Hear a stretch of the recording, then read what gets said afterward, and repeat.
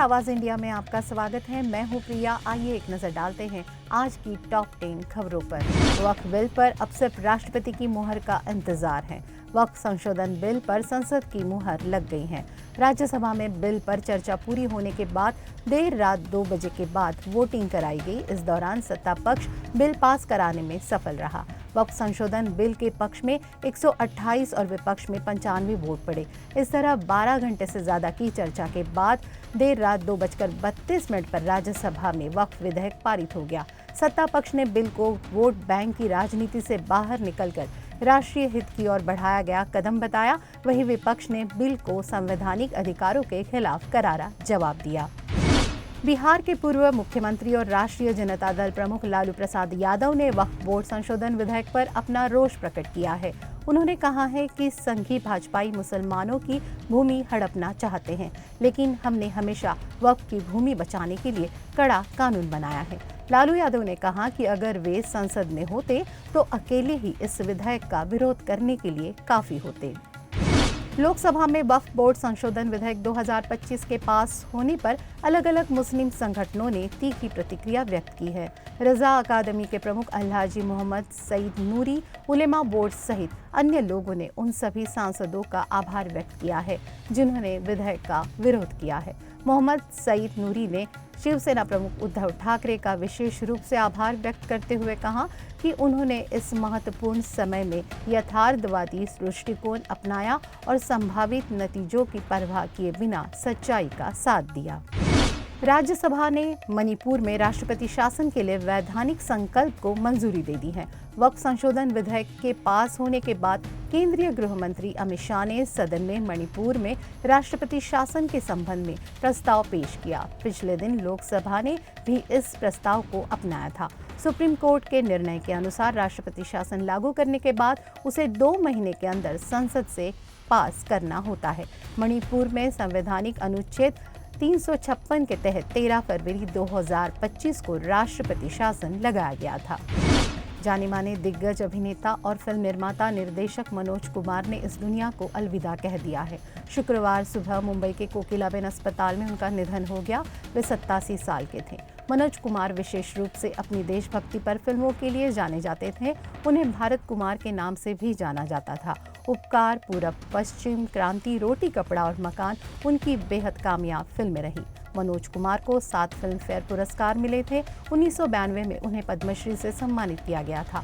2016 में उन्हें दादा साहेब फाल्के अवार्ड से भी नवाजा गया। प्रधानमंत्री नरेंद्र मोदी ने मनोज कुमार के निधन पर शोक व्यक्त किया है। प्रधानमंत्री ने अपने शोक संदेश में कहा है कि मनोज कुमार ने अपनी फिल्मों के माध्यम से राष्ट्रीय गौरव की भावनाओं को जगाया और वे सदैव पीढ़ियों को प्रेरित करते रहेंगे। मध्य प्रदेश के खंडवा जिले के छेगांव माखन तहसील के कोंडावत गांव से एक बड़े हादसे की खबर सामने आई है। यहां गुरुवार को कुएं की सफाई करने उतरे 8 लोगों की जहरीली गैस की चपेट में आने से मौत हो गई। गणगौर उत्सव के दौरान ये हादसा हुआ।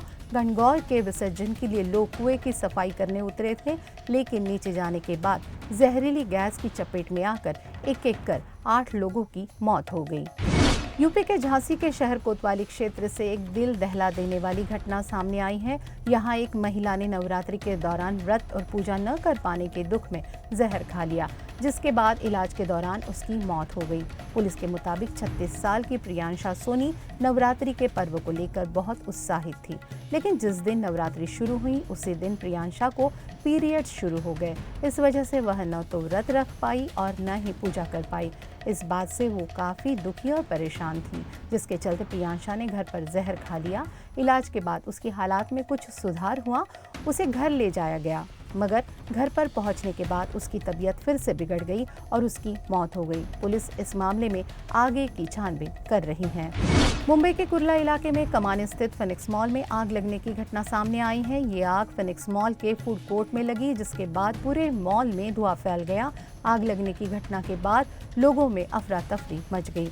मिली जानकारी के अनुसार मॉल की छत पर बीती रात करीब 9:45 पर आग लगी, जिसके बाद तुरंत वहां मौजूद लोगों को बाहर निकाला गया। आग के कारण पूरे शॉपिंग सेंटर में धुआं फैल गया, लेकिन किसी को कोई नुकसान नहीं हुआ। फिलहाल आग लगने के कारण का पता नहीं चला है। ग्लिबिस ट्रेंड को लेकर पुलिसकर्मी ने अलर्ट किया है। अगर आप भी कर रहे हैं ये गलती तो हो जाइए सावधान। इन दिनों ग्लिबिस स्टाइल पर तस्वीरें बनाने का ट्रेंड लोगों के सिर चढ़कर बोल रहा है। ऐसे में एक पुलिसकर्मी ने इससे होने वाले नुकसान को लेकर एक वीडियो बनाया है, जिसमें बताया गया है कि ग्लिबिस AI ट्रेंड से आपका पर्सनल डेटा खतरे में पड़ सकता है। कोलकाता नाइट राइडर्स ने सनराइजर्स हैदराबाद को 80 रनों से हरा दिया है। ये IPL 2025 में कोलकाता की दूसरी जीत है।